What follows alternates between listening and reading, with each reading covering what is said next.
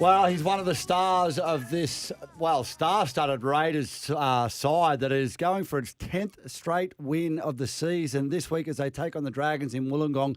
Jamal Fogarty, welcome to Sportsday. G'day, Matty. How are ya?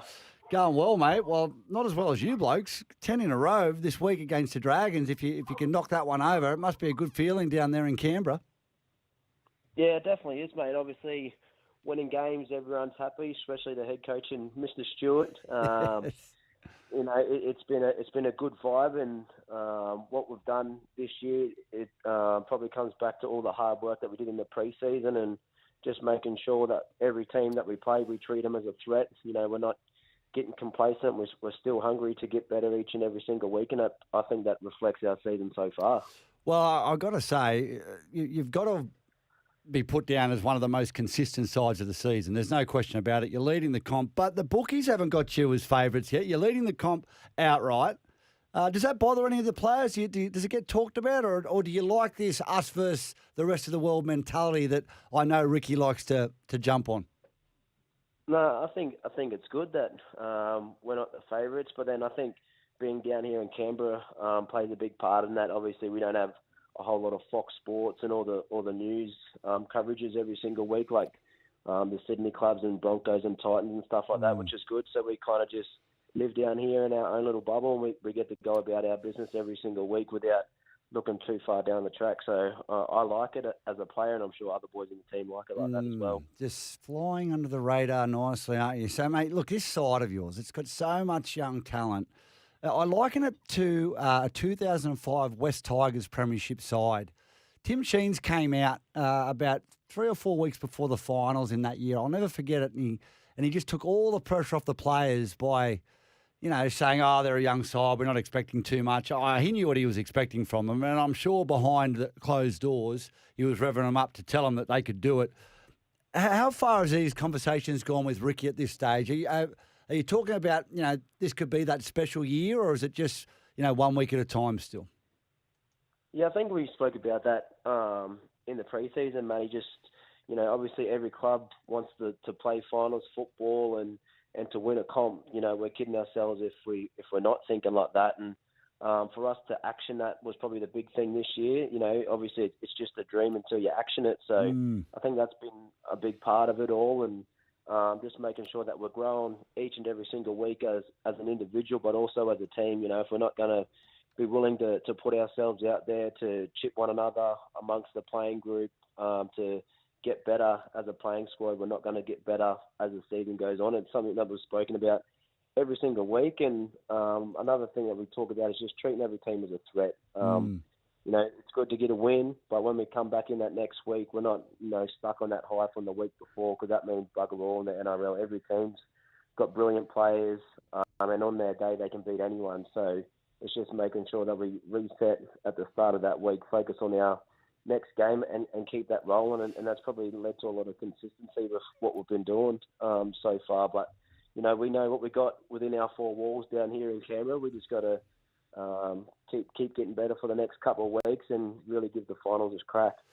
Yeah, well, I got to tell you, I mean, I look at the side and, you know, you've got so much experience in the engine room with, you know, Joseph Tarpany and Papali'i, and then you've got this live wire backs. I mean, KO Weeks, Ethan Strange. Tell me about those two, because they have just, you know, grown another leg this year. Is it the confidence that Ricky instills in his team, or is it the group, or is it just these young blokes that are just full of energy and confidence, they're just going about their business?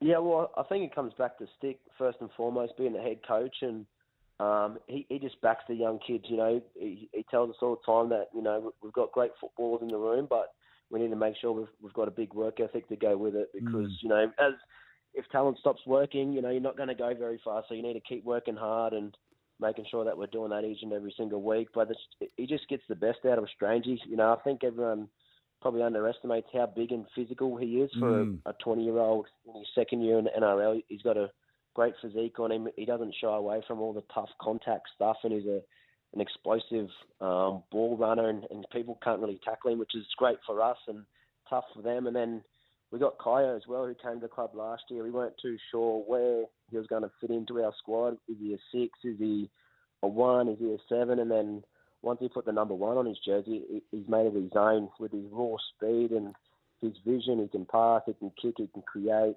He gets our defensive numbers set really well.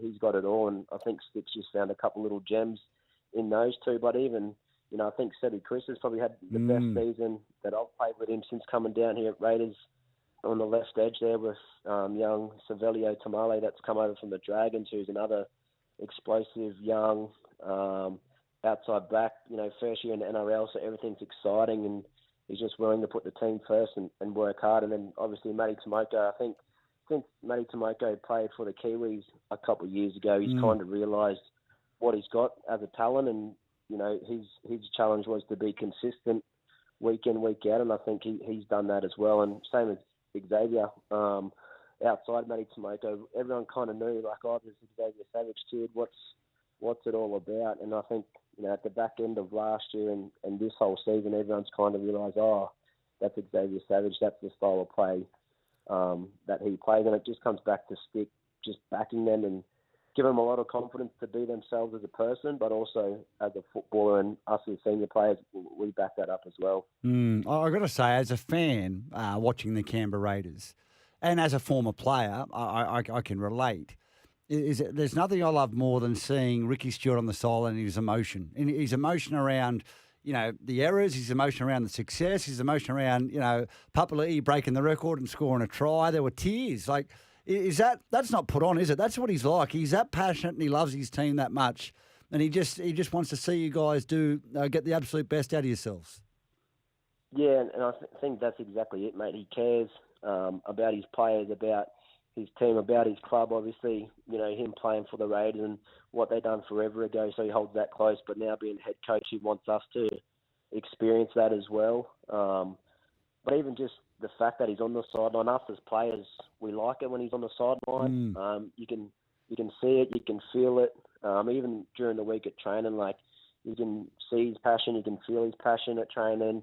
He's jumping in drills. He's always, especially us as halves, he's always been nervous about our kicks and what we're doing in our scrimmages. And I think that's just him as a person. And some people probably might not like it because he's so hands-on, but myself, Strangey, Kaio, Ethan Sanders, we all like that because he's helping us to become better, and that's what we're striving to be. And even just like at half-time, like, some of the cameras probably catch him being a little bit over the top, and everyone's like, oh, he's cranky, but it's more passion than being a cranky old bugger, if that makes sense. And then obviously us as players, we know he's not having a personal attack at me for what I've done. He just cares about the team and performing well and winning, because that's the most important part.